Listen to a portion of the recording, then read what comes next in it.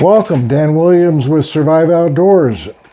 If you're not familiar with what we do wilderness medicine topics, injuries in the outdoors, infectious disease, zoonotic illnesses, you name it, we cover it. We do some gear reviews. I'm fielding quite a few questions on sunburn. Now, I did this video or similar back last summer, and I'll put a link to that in the bottom where I go through different products, and that might be beneficial to watch. Recently, I've got questions on what is sun poisoning and how do you treat that.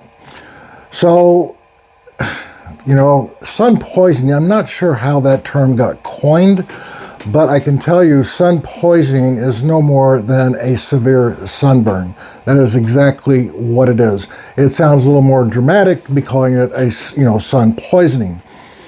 So what is sun poisoning? Well, if you look at this first picture of this little boy, his sunburn is extremely severe. You can see that by the contrast to his skin that's not burnt to the redness. And that probably will get blistering in about 24 to 48 hours.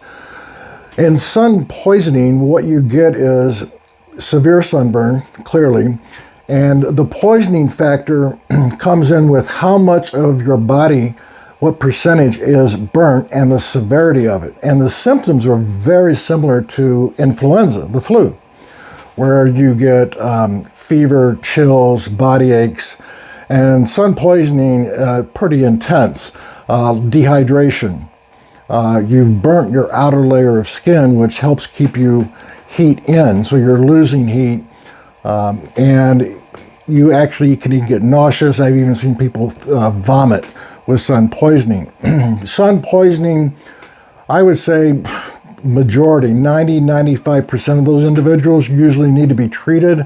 A lot of them need IV hydration, lots of fluids, lots of cool compresses. Even aloe vera helps, but it was not going to resolve it. Sun poisoning, for you to get through it and resolve it, you're looking at approximately 2 weeks minimum. Typical sunburn, you're going to, usually you'll see redness, and that will dissipate over a day to 2 to 3 days. With moderate sunburn, you can blister, and again, it's less body surface, and then those blisters will erupt, or then you'll peel the skin, just like these photographs here, where you'll see the small blisters come up, and then what will happen is then, you peel it and it feels good, and, the weird ones out there roll it up and they throw it at their, brother or sister. It gets goofy and crazy. I've seen that bizarre behavior with kids in the clinic. So sun poisoning is really severe sunburn, dehydration, chills, nauseous, hurts like hell, and you're just absolutely miserable with that. Now, there's a couple other presentations that get confused with sun poisoning. One is PMLE, Polymorphous light eruption, which is an allergic reaction to the sun, where you get tiny red bumps all over your skin, and it itches terribly. You'll see that in fair-skinned individuals. Now, I've never seen that in kids, prepubescent kids. Usually I see that in 16, 17 years old and older. And then the other one that you have to be aware of is solar urticaria. And that is hives related to the sun. And that usually has a short duration, Benadryl, some topical creams, and you should be good to go, but that also gets confused with sun poisoning.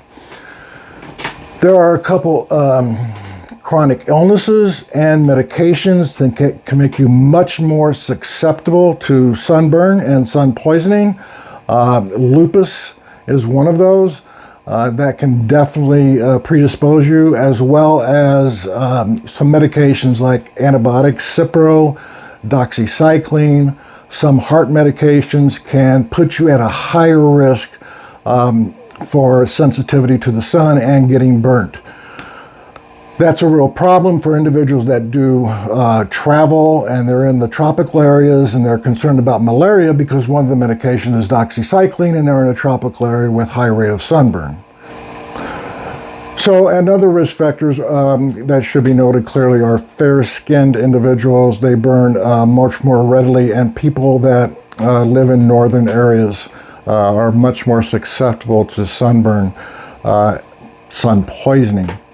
So, treatment with sun poisoning, we're going to address that solely today. And treatment on sun poisoning, lots of fluids. If you can't get back to an urgent care center or an emergency room, you got to pump in fluids, pump in electrolytes, obviously get out of the sun.